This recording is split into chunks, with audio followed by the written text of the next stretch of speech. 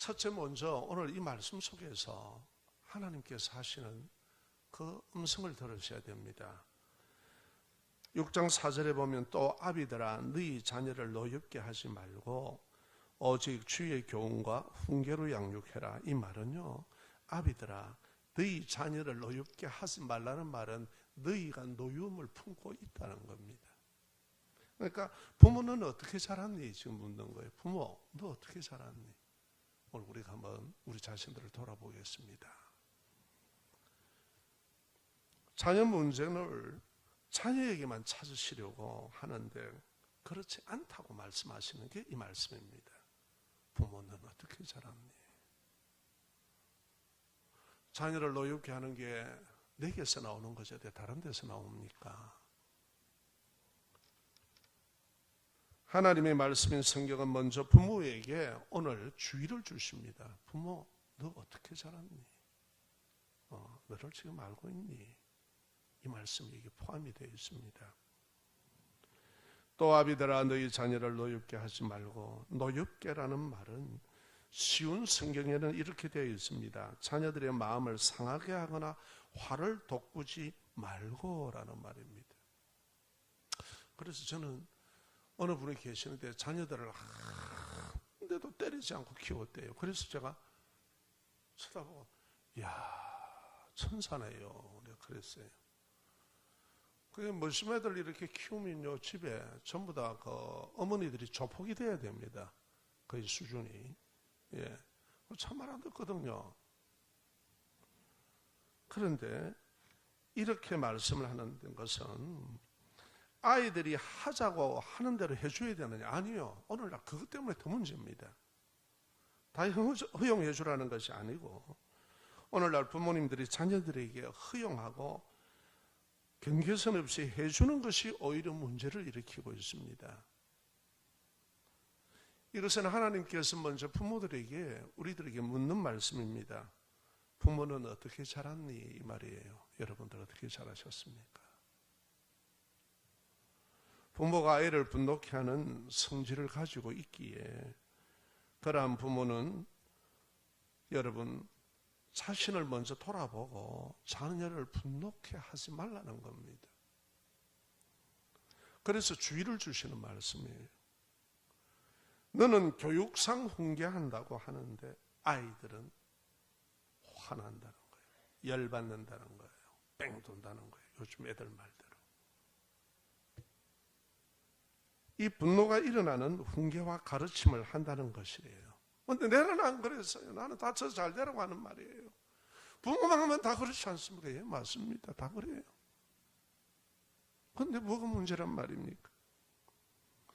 부모의 말 한마디가 행동을 바꾼다는 책을 보면은 부모가 어릴 때 가족에게 받은 감정의 상처가 풀리지 않는 스트레스로 이게 내 안에 정서가 딱 되어 있는 거예요. 내가 어릴 때 자라나면서 그냥 편하게 보자기에 사이에서 살아온 건 아니에요. 지금까지 우리가 자라나면서 가정에서부터 아니고 그리고 성장하면서 결혼을 통해서 무척 우리 마음에는 나무의 나이테와 같이 상처가 많습니다. 이게 나라는 겁니다. 현 주소라는 거예요. 그래서 이것이 풀리지 않는 스트레스가 감정이 되어서 현 내 가족에게 배우자나 자녀에게 욱 하면 터지는 분노가 될 수 있다고 합니다. 나는 꾸중한다고 하고 훈계한다고 했는데 아이들이 받는 것은 그 아버지의 그 기질 속에 있는 그 성질, 그 분노를 보고 있다는 거예요.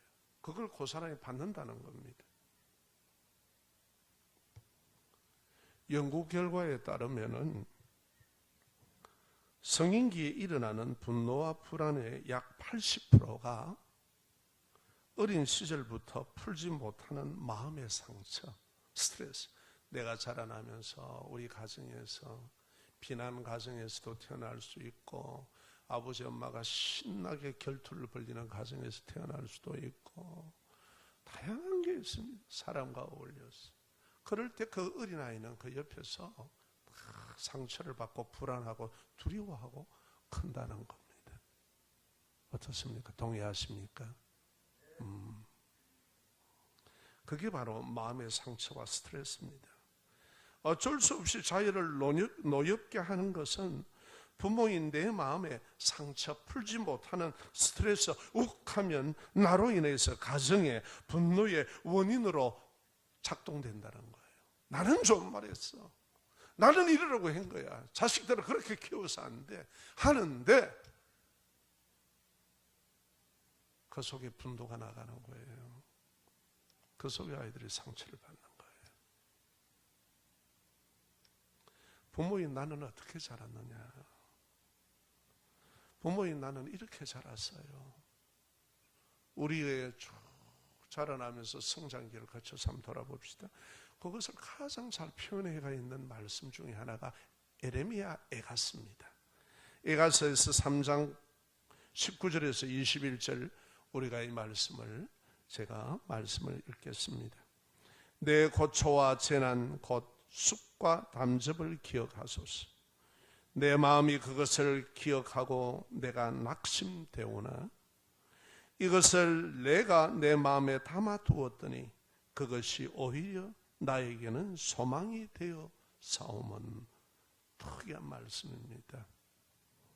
내가 자랄 때 받은 환경과 형편과 인생의 성장지에 겪는 어려움과 또 상처, 또 결혼을 하고 겪는 온갖 상처, 고초요, 재난이요, 기억도 하기 싫은 내 삶의 쑥이요, 썰기같이 쓴 담즙과 같은 것이란 말이에요. 어떻습니까? 그런 생각이 떠오를 때마다 고개를 흔들고 싶고, 왜 이 생각이 떠오르는가 싶고 회상이 됩니다. 마음의 상처가 되어 기억하기 싫은데 기억이 나고, 보고 싶지 않는데 회상이 되어 보고, 호리병 같은 내 마음에 담겨 있더라 이 말이에요.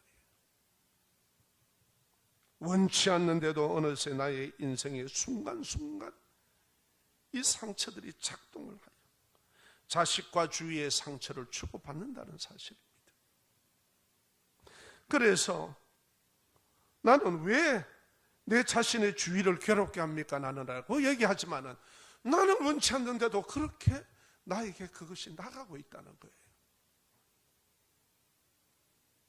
사람은 여러분과 제가 있지만 인격이 서로 역학을 주고받아요. 말에서 그 말만 나가는 게 아니에요. 그렇지 않습니까? 말은 그 사람의 표현입니다. 그 사람의 마음입니다.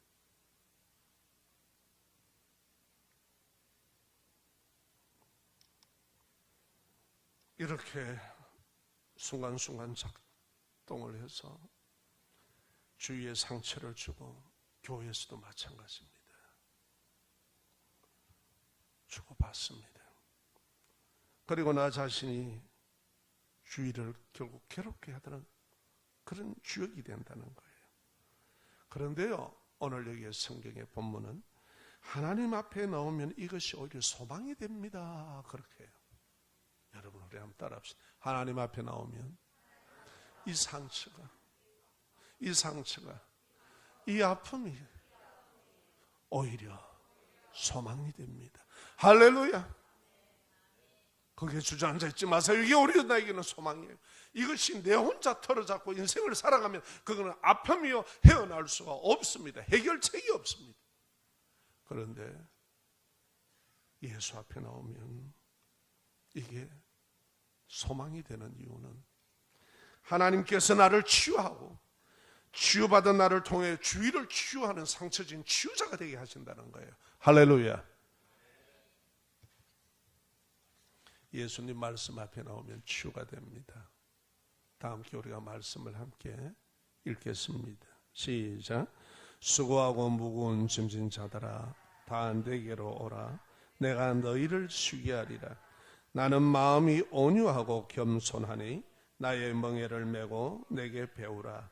그리하면 너의 마음이 쉼을 얻으리니 이는 내 멍에는 쉽고 내 짐은 가벼움이라 하시니라. 아멘. 우리 인생에 수고하는 것이 진정 무거운 것일까요? 어떻습니까? 예, 무겁습니다. 과연 이것이 생활 환경 때문만일까요? 어떻습니까? 이것은요, 누구나 각자의 삶의 멍에를 쥐고 헤쳐나갈 수 있는 만큼 우리가 다들 살아가고 있습니다. 그래서 오늘 이 현장에, 이 자리에 우리가 앉아 있습니다. 아멘. 그렇다면 정말 수고롭고 무거운 짐은 내 인생을 만들어가는데 나를 쉬지 못하게 하는 나의 마음이지 않습니까? 나의 마음의 아픔과 내 마음에 있는 트라우마와 온갖 상처들. 예수님께서 이런 나에게 자신의 마음을 먼저 소개합니다. 오늘 여러분께 예수님이 자신의 마음을 소개합니다. 뭐라고요? 나는 온유하고 겸손하다. 나에게 와 배우라. 나는 온유하고 겸손한 마음이다. 염려하지 마라. 내 앞으로 나와라.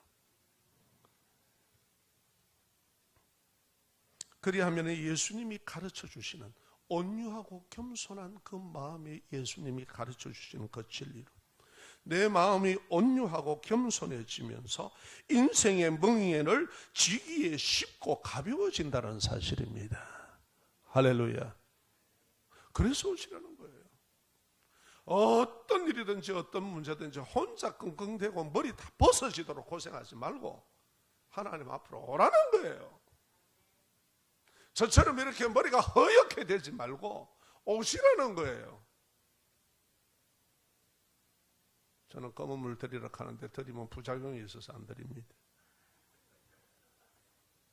지대 갈 걸 갔다가 오랫동안 안 가니까 지금 결국 허해지잖아요.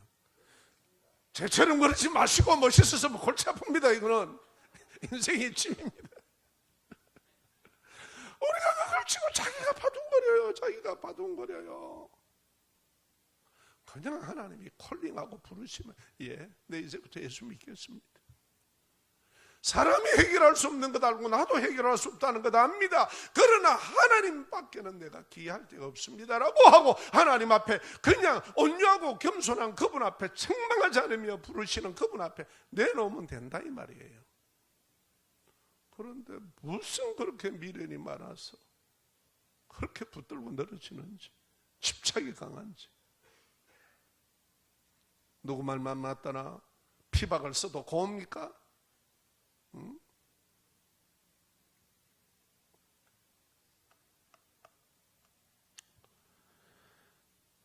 참 여러분 부모인 감정이요. 전에는 내 감정, 내 생각으로 교훈하고 훈계했잖아요. 오직 주의 교훈과 훈계로 양육하라는데 이게 됩니까?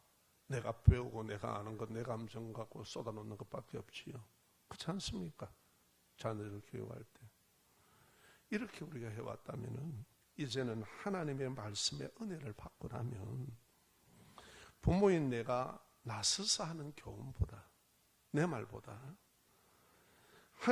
오직 하나님의 말씀의 그 권위와 그 지혜의 말씀으로 교훈하는 것이 더 귀하게 여기지는 거라 이 말이에요. 아멘.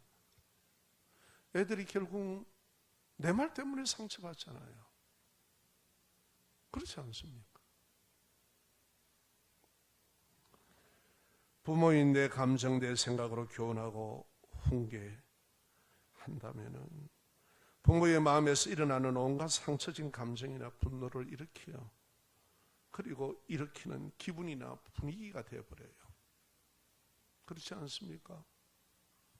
제가 우리 가정에 딱 들었을 때는 긴장이 쫙 흘러버립니다. 왜요? 내게서 풍겨나오는 거란 말이에요.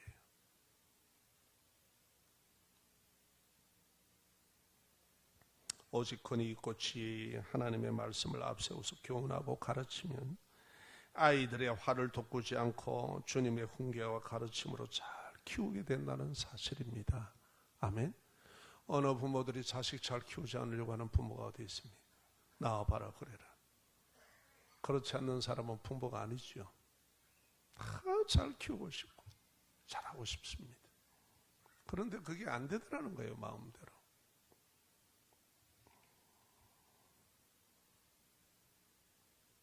부모가 먼저 주의 말씀으로 양육을 받고 고침을 받으십시오. 아멘. 예수님은 그랬습니다. 나는 건강한 자를 위해서 온 것이 아니라 병든 자를 위해서 왔다. 나는 죄인을 불러 회개시키러 왔노라. 하나님께서 오늘도 주님은 우리 마음을 고치겠다는 거예요. 제일 근원적인 것은 고치게 된다는 거예요. 행복은 거기서부터 시작되는 거예요. 아멘. 그래서 부모가 먼저 주의 말씀으로 양육받고 고침을 받으셔야 돼요. 나이에 관계없습니다. 이 나이 아니에요. 그 나이가 딱 좋은 나이입니다. 감동하는 일 많습니다. 나이가 70이 넘은 분입니다. 예수님을 영접하고 예수를 믿고 자신을 돌이켜보니 인생을 살아오면서 고집부리고 살아왔는데 야, 이거 너무 아니다. 그래서 내가 이제 어떻게 하나님 앞에서 살까라는 걸 두고 고민을 하는 거예요. 그건 아름다운 거죠. 그러면서 아이들에게는 전해내렸는데 말 표현이 이러니까 아이들이 딱 달라지는 거예요. 카톡에 보내서 오는 내용이 딱 다른 거예요. 전에 같으면 명령으로 야 이거 이렇게 해. 이러면 끝나는 거예요. 그런데 그렇게 내용이 안 가거든요. 그러니까 자기들이 딱 돌아오는 문구가 바뀌는 거예요. 하루 이틀이 아니라 이것이 거듭되는 반복이 되어야 되는 겁니다. 어떻습니까? 성장한 자녀들은 여러분 마음에 상처가 없는 줄 아세요? 그게 결국은 손주들에게 다 갖다 퍼붓는 거예요. 그래서 내림이라 그래요. 여러분, 부모가 먼저 주의 말씀으로 고치시는, 내 마음을 고치시는 예수님 앞에 그 짐들을 다 갖고 나오시기를 주 이름으로 축원합니다. 가벼우세요. 좀 가볍게 삽시다. 예? 좀 무겁게 살지 말고. 질질만 해도 많은데 왜 그렇게 무겁게 살라 그럽니까? 별 해놓은 것도 없으며. 그러지 말고 오직 주의 교훈과 훈계로 자녀를 가르칩시다. 그 아이는 주의 거룩한 영이 임재하는 아이가 됩니다. 할렐루야. 이게 바로 축복되는 부모가 아니야. 돈 많이 벌이라 돈 벌이면 천만의 만만의 콩떡이야. 그거 갖고 돼 인생이. 하나님의 축복의 임재, 하나님이 임재하시는 아이가 될 때는 그게 축복의 사람이 되고 주인공이 됩니다. 할렐루야.